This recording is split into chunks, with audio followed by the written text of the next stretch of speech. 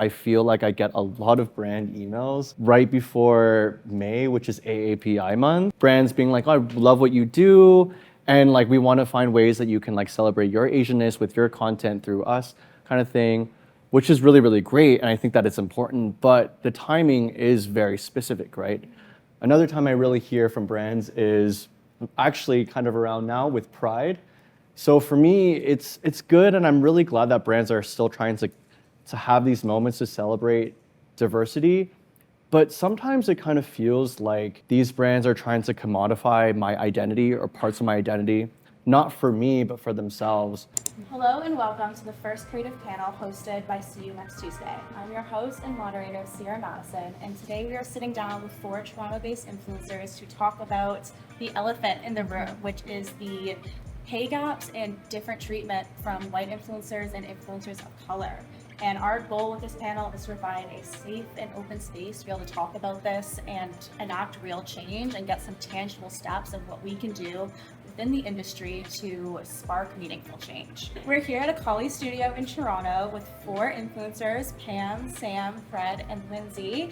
And all these influencers have been in the industry for multiple years and are here to share their stories and their experiences and spark the stage for just some open dialogue and really talk about the issues that are getting swept under the rug in this industry. And so now I'd just like to take a second to introduce all of our influencers. Hi, my name is Pam. I'm more commonly known as Pam F on Instagram, TikTok, and YouTube. I do a lot of content related to fashion, lifestyle, vlogs, literally anything I could think of. And I've been doing content creation since 2021, first part-time and now full-time. I started creating content just to gain more confidence, share my outfits, and I just really want to inspire people to be themselves. Hi, my name is Sam Yang, and my start in the influencer and social media industry was working as an in-house content creator and social media manager for Vitali and Cotton. And then I took a stab at creating my own content and started posting on TikTok and Instagram, and I create fashion content. And my whole thing is that you should feel amazing in your body with whatever you wear. Even if it's a t-shirt and jeans, if you feel like incredible in that, it's valid. There are actually no rules in fashion, even though everyone says there's a lot of rules. And simultaneously, I'm also working in an influencer agency and running campaigns for Meta and Amazon, hiring influencers and doing that at the same time. So, and also advocate for being yourself, as corny as that sounds. It is so much more fun, please. So that's me. Hi, my name is Fred Anyona. I am a fashion lifestyle content creator based in Toronto. I create everything from how to style videos to making cocktails. I've been doing content creation for around 10 years now, and it's been an intense, amazing journey, and I'm ready to discuss more on the culture here. My name is Lindsay, but I'm known as Lala Lindsay online. I do hair for a living, and I also create content. My content consists of a lot of hair, a lot of lifestyle, and I've been doing content for over 10 years now. I love it. It's a huge passion of mine, and yeah. According to a 2023 Influencer Pay Equity Guide published by the Association of National Advertisers, 86% of influencers of color believe they're chosen for campaigns to fill a diversity quota rather than for their unique value. Have you ever felt like you were chosen as a diversity pick for a partnership, and how did that experience affect you personally and professionally? I have felt like a diversity hire, or diversity pick rather, because if I was to work on a campaign and I'm the only Black person or person of color, I do think that is a sign that perhaps they either had to pick me for that option. What that made me do just made me work harder to represent my community, represent myself. I think also a lot of brands are trying to do much more when it comes to having that one person to connect to a huge community, but there's so many of us who can have very different perspectives when it comes to creating content and just showcasing our voices and such. So I think there's a lot of work to be done when it comes to representation and having more diversity in campaigns. I totally agree with you. I personally kind of feel like sometimes it does feel like for brands there is kind of a quota or like a checklist of like the time and place they reach out to certain creators for certain things. I think that rather than, I guess, some like core campaigns or evergreen campaigns that happen year round, I feel like I get a lot of brand emails right before May, which is AAPI month, and brands being like, oh, I love what you do, and like we want to find ways that you can like celebrate your Asianness with your content through us, kind of thing, which is really, really great, and I think that it's important, but the timing is very specific, right? Another time I really hear from brands is actually kind of around now with Pride. So for me, it's good, and I'm really glad that brands are still trying to have these moments to celebrate diversity. But sometimes it kind of feels like these brands are trying to commodify my identity or parts of my identity, not for me, but for themselves. And I think that, you know, having queer people or Asian people or Black people or other marginalized people create content with the brand, it will still help communities of color and marginalized communities overall. But it is definitely something I think that could be more considered like throughout the year. I think that it doesn't necessarily affect me in a bad way per se.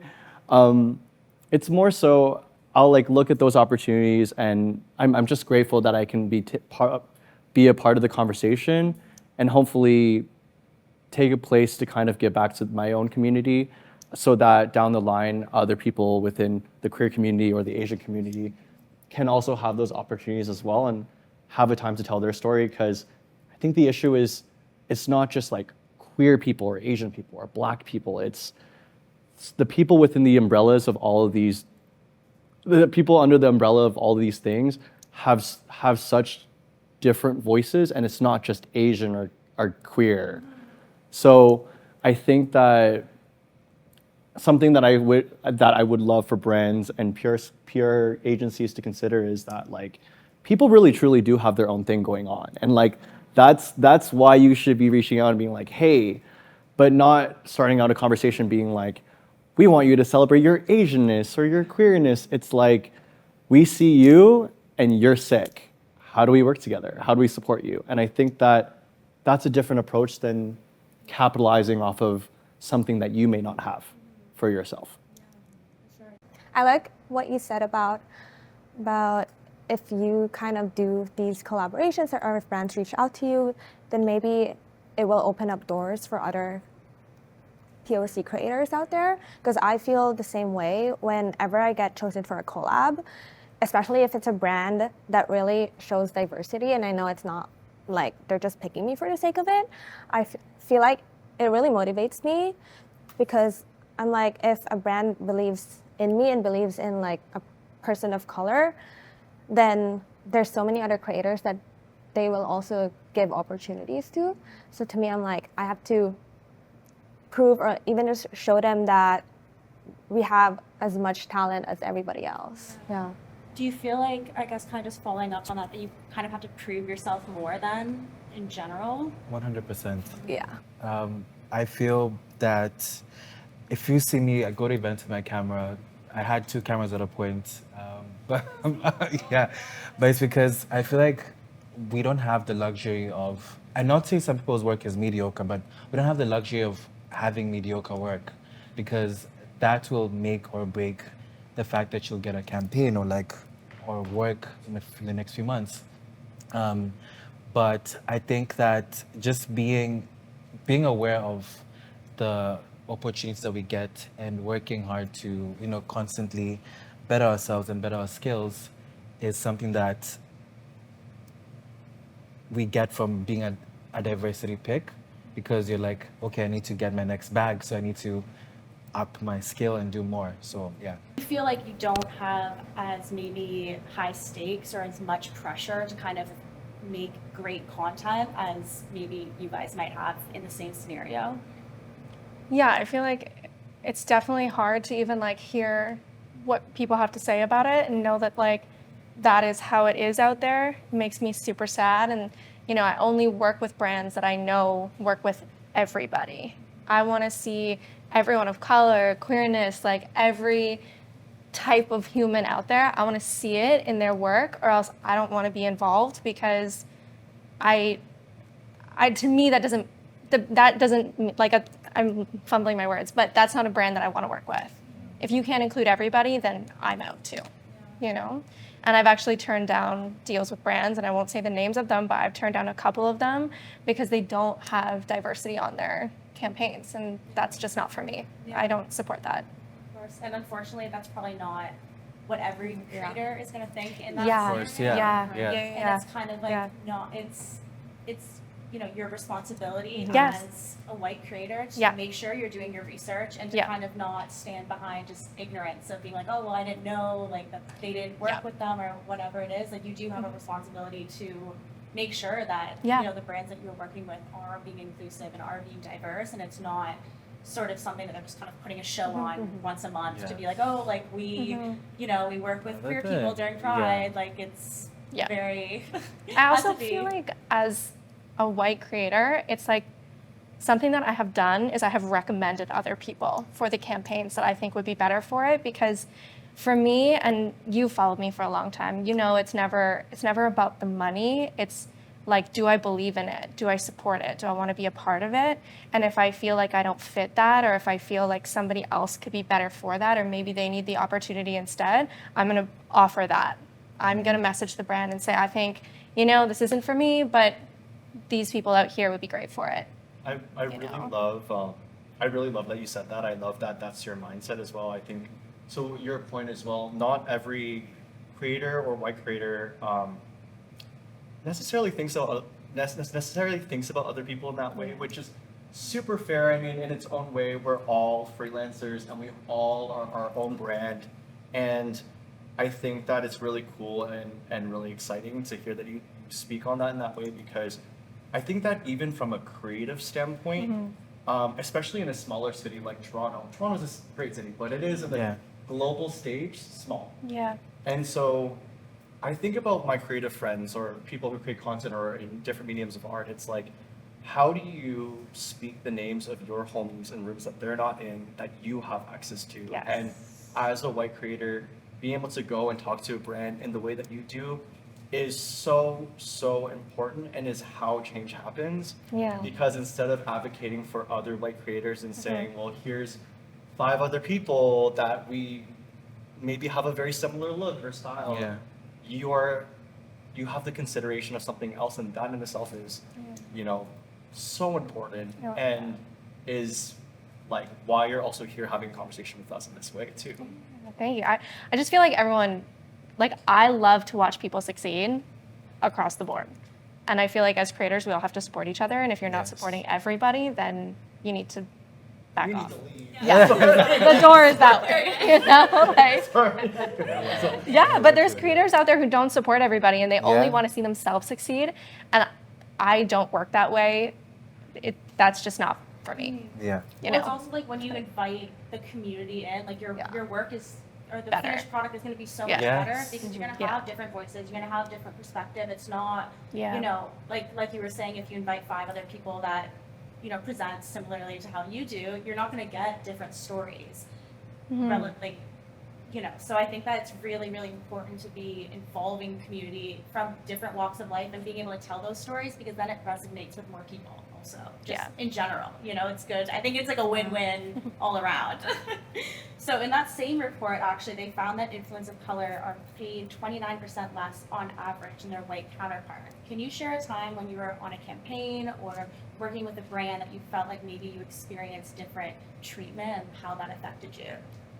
I guess it's not really me being in a paid partnership scenario, but I found more recently when brands reach out to me, they're like, oh, we love your style, we love your content, we're fans of everything that you post.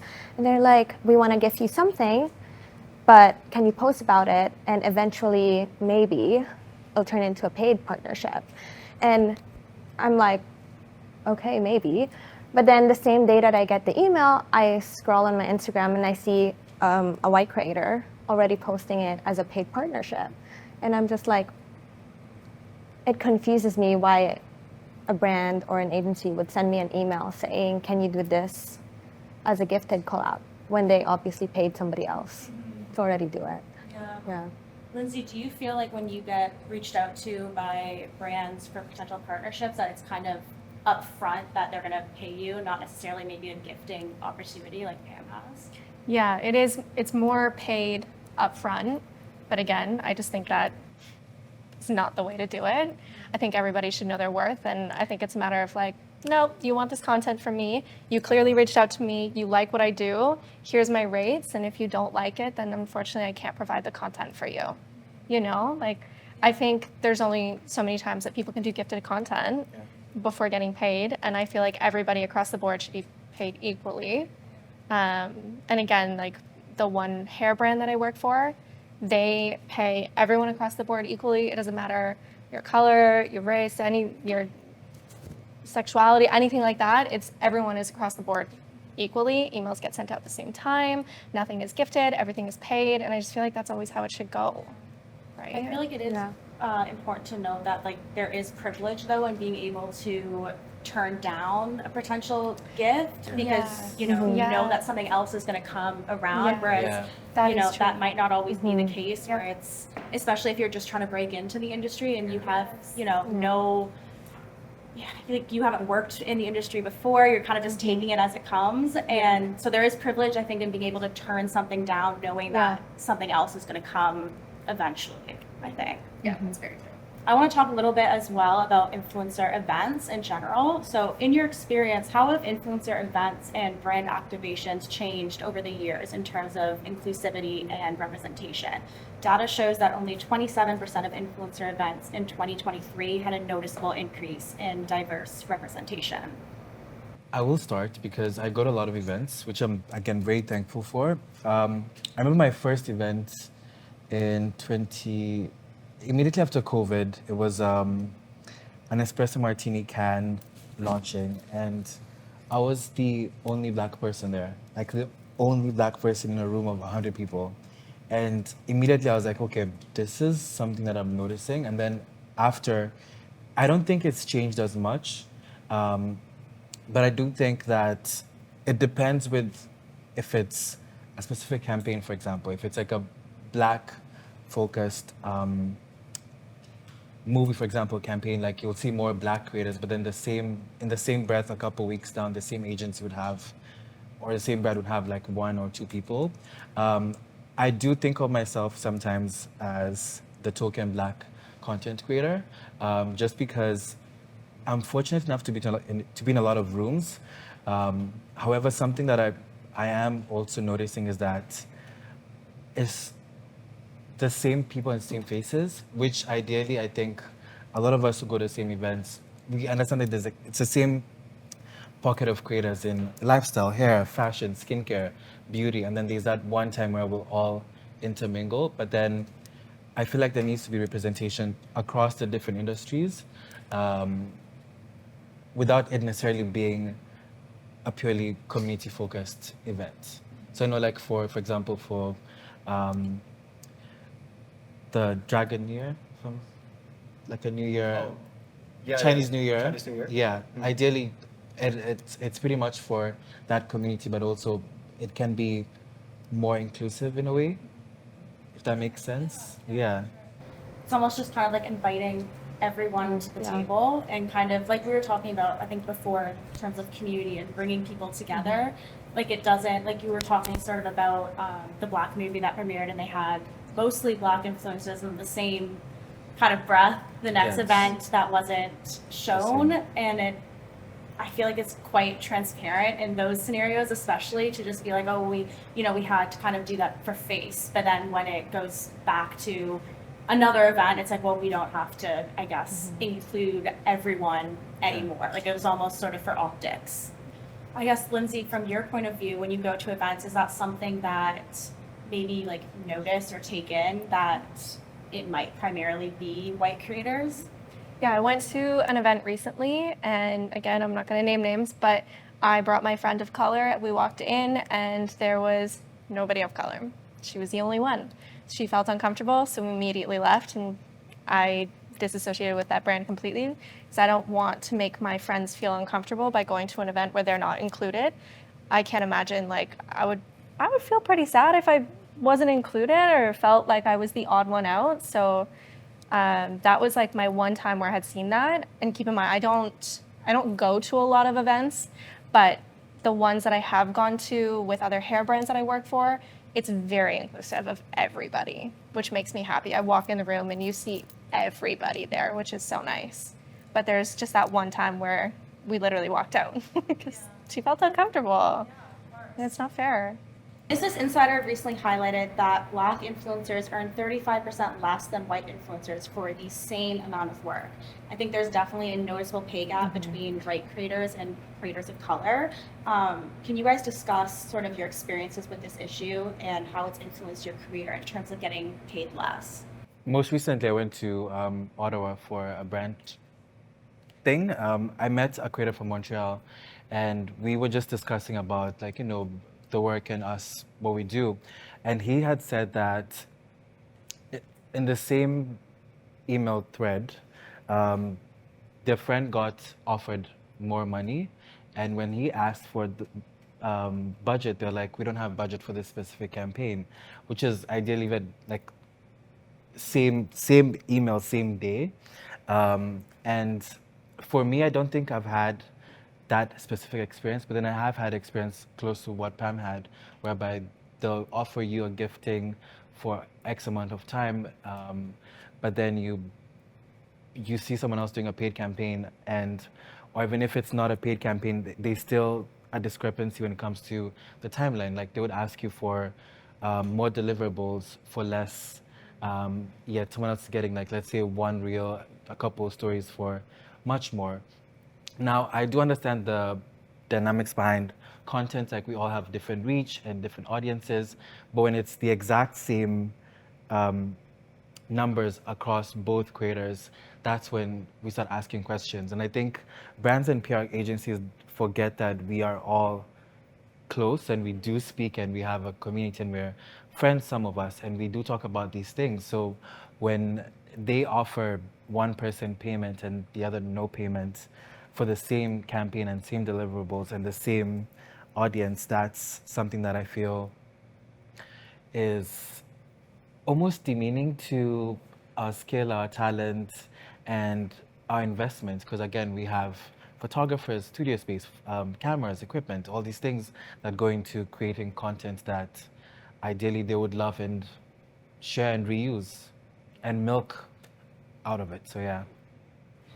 Sure, and I think kind of just jumping off that point, when we talk about, actionable steps that we can take to make sure that the pay gap doesn't exist, other than what you're saying for, people that have different levels of reach, what do you think is maybe a good idea or a good approach? There's been, talks about standardized like day rates and just being more transparent across the board. Do you guys have any ideas, I guess, that you think would help just to know, I guess, what other people are making and having it be a bit more transparent so that there isn't this massive pay gap?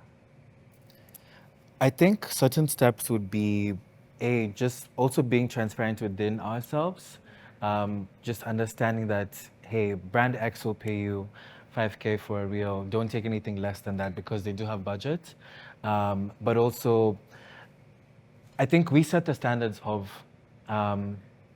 the pay situation. For example, I feel some type of way about net 90, and I tell all my friends that do not accept a net 90. And I was recently told that also we can ask for a deposit. You can ask for a 50% deposit, which will help create the content.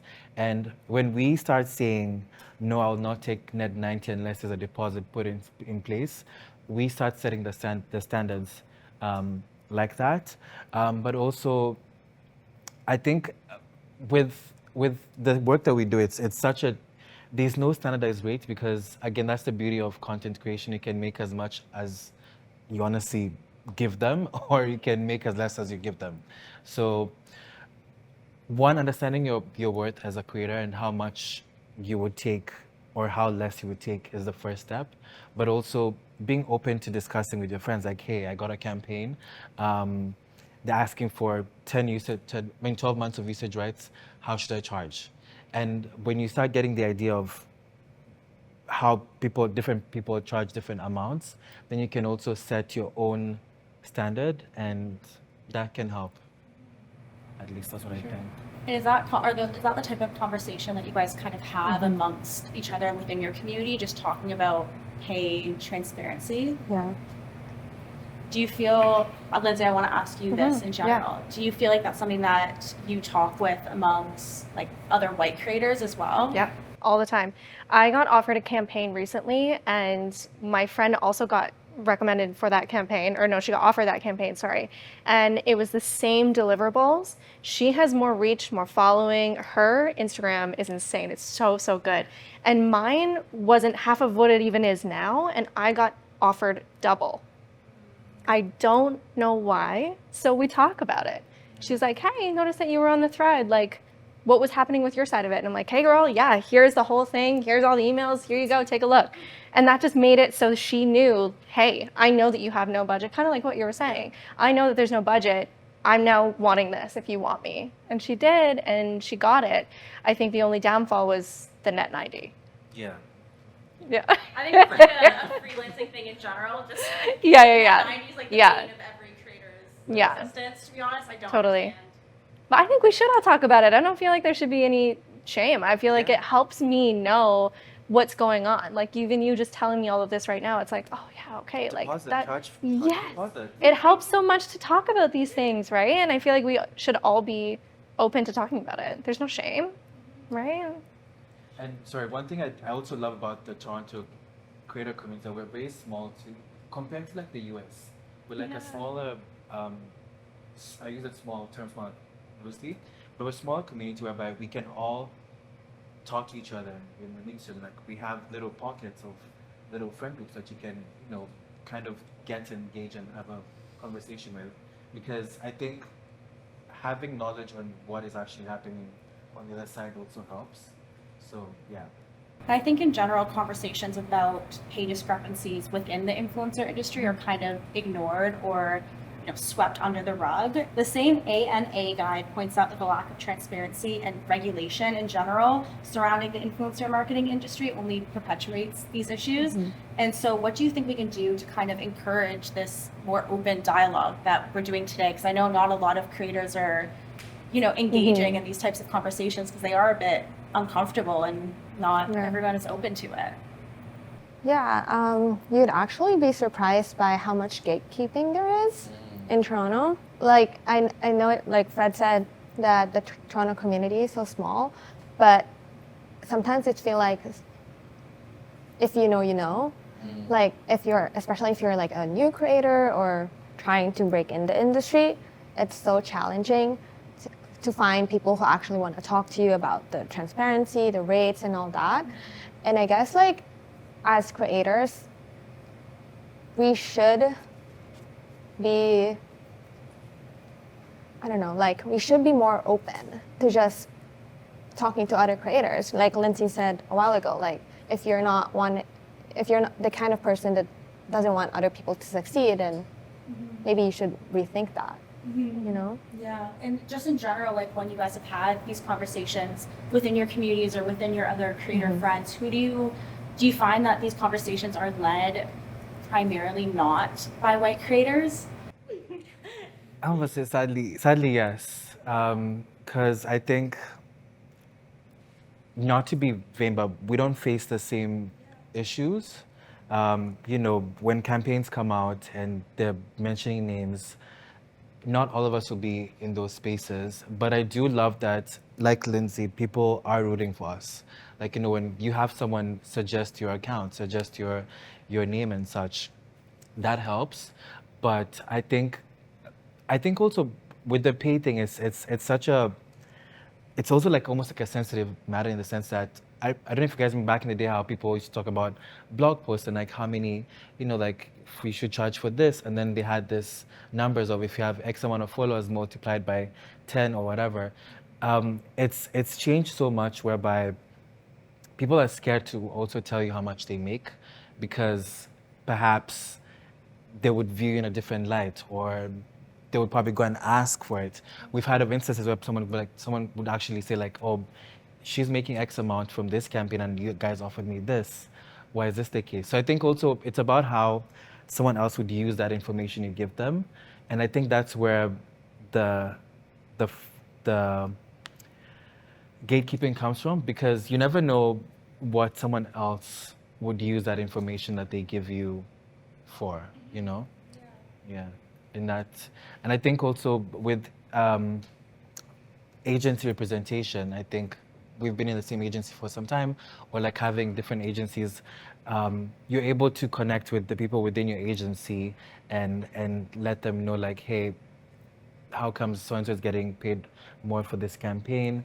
Also connecting within that agency as well, so yeah. I think it's really difficult. I think that like you were speaking on, like there's just simply no regulation within the influencer marketing industry. And just for some context, I've worked both as a content creator, but I've also worked on the brand side, in-house as a social media manager, content creator. I've also, right now I'm at an influencer agency hiring influencers for clients, right? And the scale of what people are getting paid is all over the place. And unfortunately, even when I'm on an agency side hiring for like a huge client, I can't tell an influencer or an agent, by the way, you should be asking for more. Like there was somebody that I worked with, like that had over 1 million followers, TikTok and Instagram. And I had a number in my head that I could give them, that was the ceiling. And their agent pitched them 50% of that. And I said yes, because like that's what you have to do. Like that industry works in that way, where it's like these brands are trying to save money. The influencers don't know. They might not have the right people in their environment to have these kinds of conversations. It's like if I was friends with somebody like that and they asked me, and my friends who are content creators are like, hey, what's up? What should I be charging? Then I can have like a conversation and be like, this is generally what I think, like based on your content and your numbers and all that stuff. But I think that, like you said, like the industry works on gatekeeping in such a specific way. And I think that even for me, when I left creating content for really big brands as their content creator and started like creating my own content, I think that's something that I was curious about was like mentorship of like, how do I find someone within my community in the city that I respect, that will believe in me in a way that wants to like guide me along certain things, or like guide me and like teach me certain things. And I think that's an element of the influencer industry that I feel like is really missing. Like I know that that's so silly to say because like we're all trying to build ourselves up and create our own content, but I think if I can earnestly like ask or hope for, I think that if I had somebody that I could look at and be like, hey, you're sick, we're both passionate about this thing, how can we help each other out and how can we learn together and tackle this industry together? I wish there was more of a mentorship system that kind of tackled the gatekeeping of all this information. It's like, for example, I have my own expertise from the brand side, from an agency side that I could speak on, and I can really help people and be like, this is what brands are looking for, this is what you should be doing, these are the formats that will be really working, and this is how you like capture the attention of A, B, and C. And then they're like, oh, and there's this I feel like you should know, like creating content, da da da da da. Like I think that having an open dialogue in that way, not even in a panel setting, but behind closed doors, like the ways in which that you guys are doing, like the ways in which you're doing with your friends, I think that we just need more of more structure around that. And yeah, and I think that is how like people can also change the discrepancy. But that's just kind of my like little hope of like, I wish there was like someone that I could be like, hey, you're awesome, like can we talk about whatever that, this and that? Yeah, and I think that's so valid because pretty much like any other sort of corporate industry, like a lot of times you do get a mentor or someone higher up in the company to sort of guide you and tell you like the ways in which it works a little bit. And I think, you know, talking especially about the brand side or the agency side of things, do you find that who is kind of sitting behind those closed doors also impacts the decision making that's happening of who's getting hired for campaigns? Absolutely. I mean, I'm sure that you guys have experienced this too, and I'm sure that you guys also have friends or your agents or agencies have had these conversations. Like I think that when I stepped into the influencer industry and became a spokesperson for the brand for influencers and agents, I realized how much power that I have as an individual, even within the place I am within my company. I create lists of like 30 influencers that I get to pitch to a brand and be like, go to every single one of them and be like, this is why you should work for them, like work with them because they're offering you this and this and this. That's not tangible. It's not even just their number. It's like, this is what they're offering. This is their energy. They have the thing that you're trying to hire. They could have 5,000 followers, but the energy is exactly what is going to propel your brand forward. And I can know myself, and it's not necessarily, it's like a good and bad thing where it's like everyone has their own biases. And that's why a lot of white creators get championed because white people are choosing them. Yeah.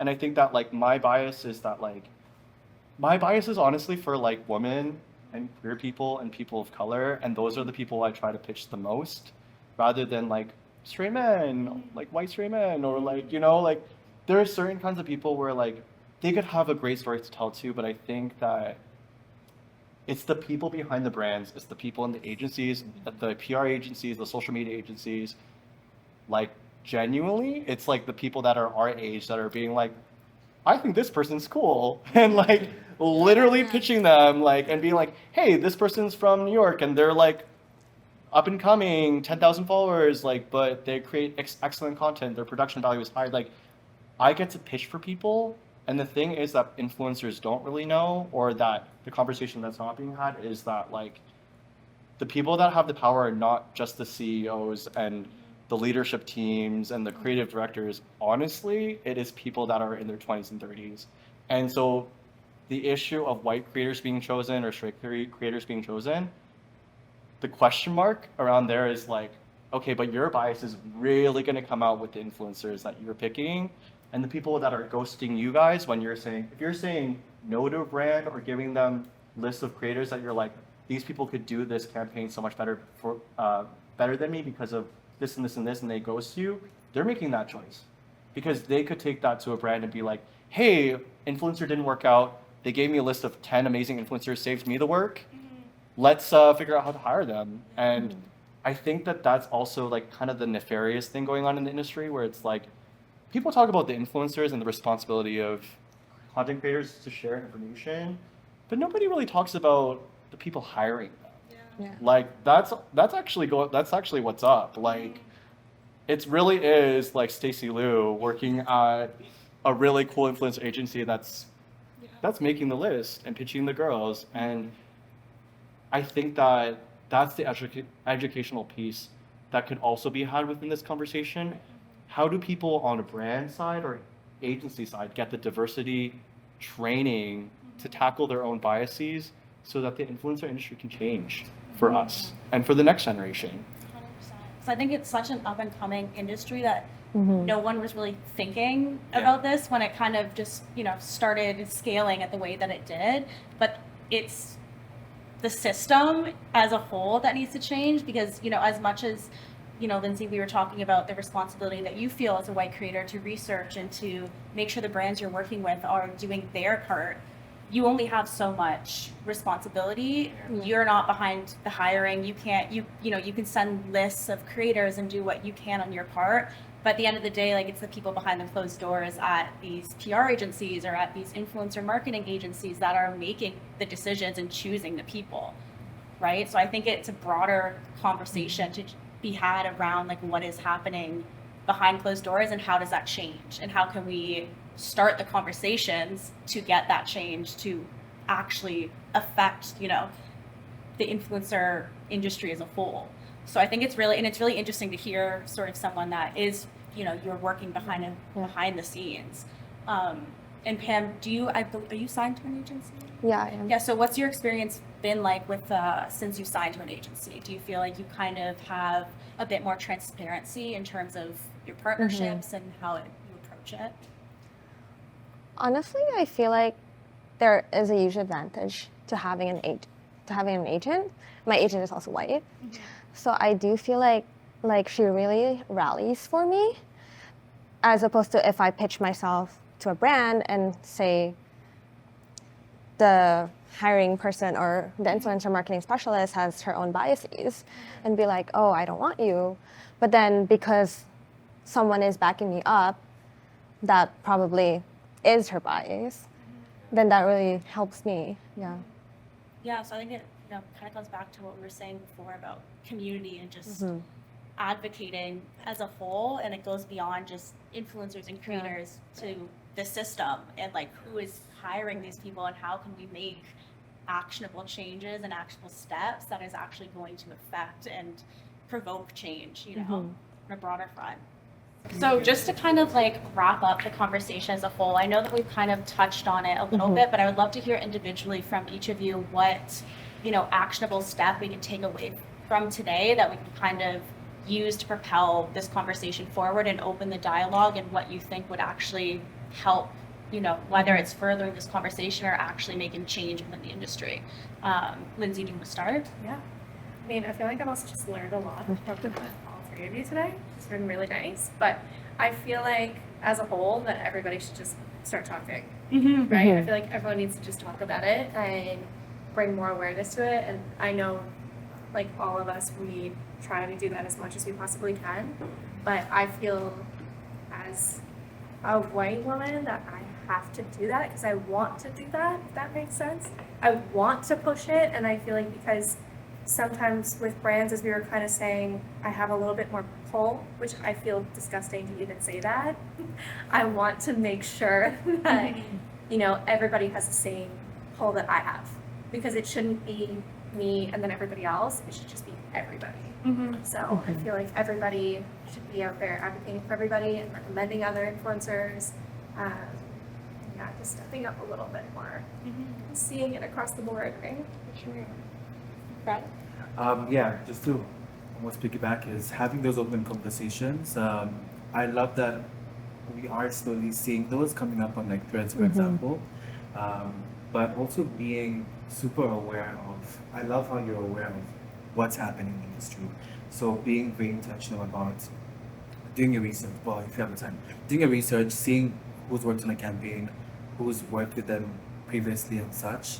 I think even small things like how we've had changes in beauty, for example, with inclusion in makeup, like seeing if the brand is actually having models that look like you or different from you, is the same type of action steps you should take within our industry, and just being transparent about it as well. Like I feel like talking about it and airing it and maybe low-key calling them out sometimes.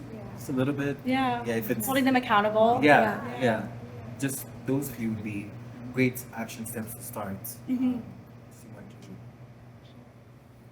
I think that for me, my thought is about community, where obviously we've talked about the issues within the system itself and the structure of the influencer industry, but I think that to take that macro idea and make it so much smaller, it's the tangible steps that we can do. It's like with your friends who are content creators or your friends that are in this industry, it's like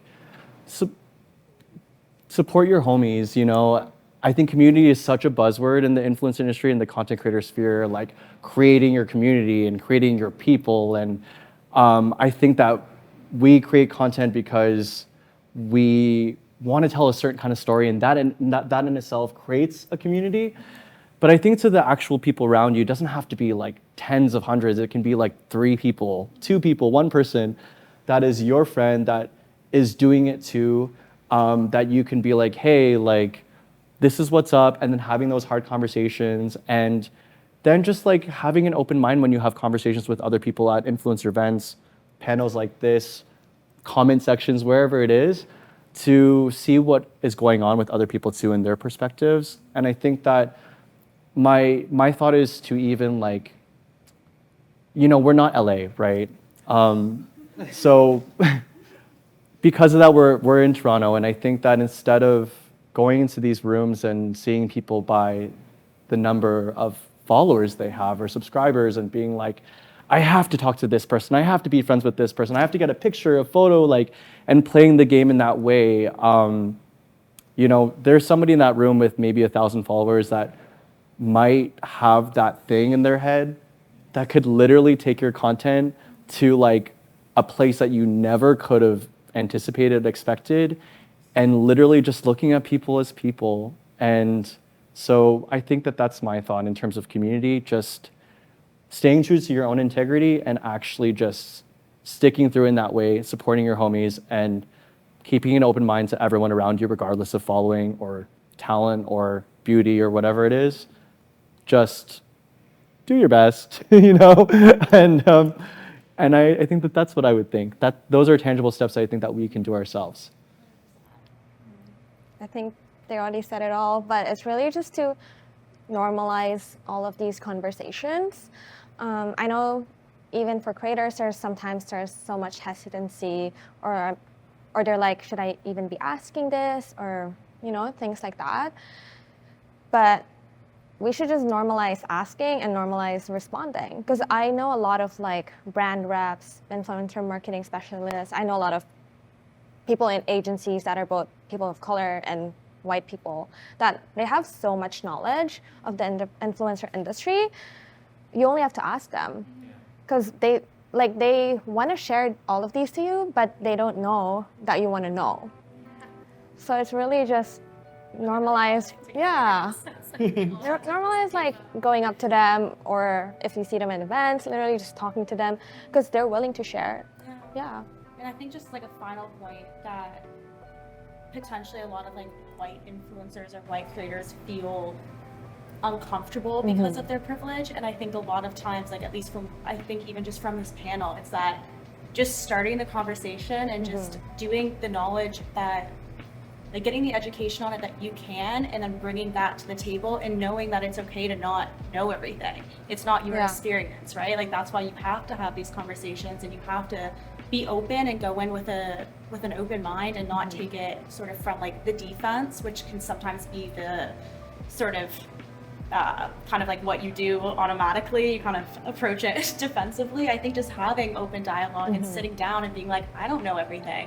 I want to learn. I want to hear about your experiences, and like how can we as a community actually affect change, because it's in numbers, like you were saying, it's all about community, it's all about showing up. And I think from what I've learned from the panel, it's that it's just talking, like straight up. It's just sitting down and having a conversation, and even if it's a little bit awkward or you feel a little uncomfortable, like those are the conversations that you need to have. And that's, I think, how just it's like the starting point, just talking and just being open and being honest and listening to things you maybe don't want to hear, but that you need to hear.